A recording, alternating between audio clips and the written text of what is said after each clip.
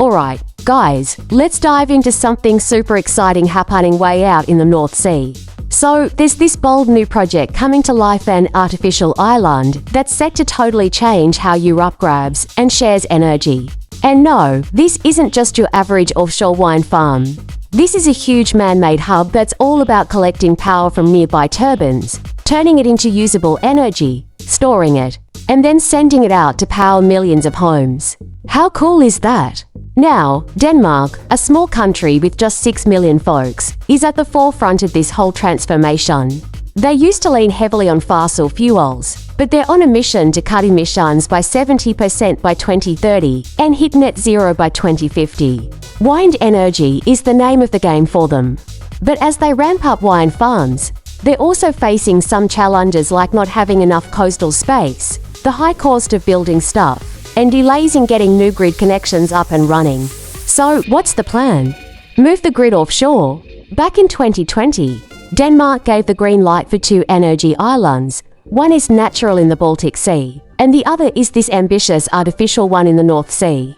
This North Sea project is a big deal and will eventually generate up to 10 gigawatts of power, which is enough to supply several countries. Can you imagine that? This island is going to be built about 80 to 100 kilometers off Denmark's west coast. It'll be like a central hub where all that electricity from surrounding turbines gets collected and transformed into high-voltage direct current. Then, it'll be sent through undersea cables to Denmark, Belgium, and even further. Now, they're considering two main designs. One's a sand island with stone walls, and the other is a modular steel concrete platform that gets put together right at sea.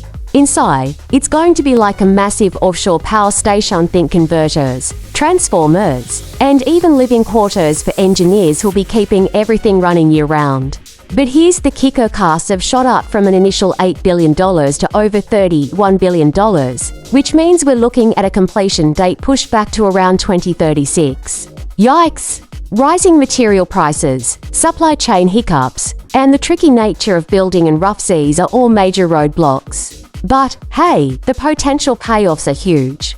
If this North Sea energy island pulls off what it's aiming for, it'll be Europe's first real offshore power hub.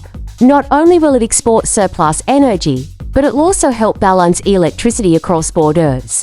This could kick off a whole network of energy islands across the North and Baltic Seas, creating a cleaner and more resilient European grid.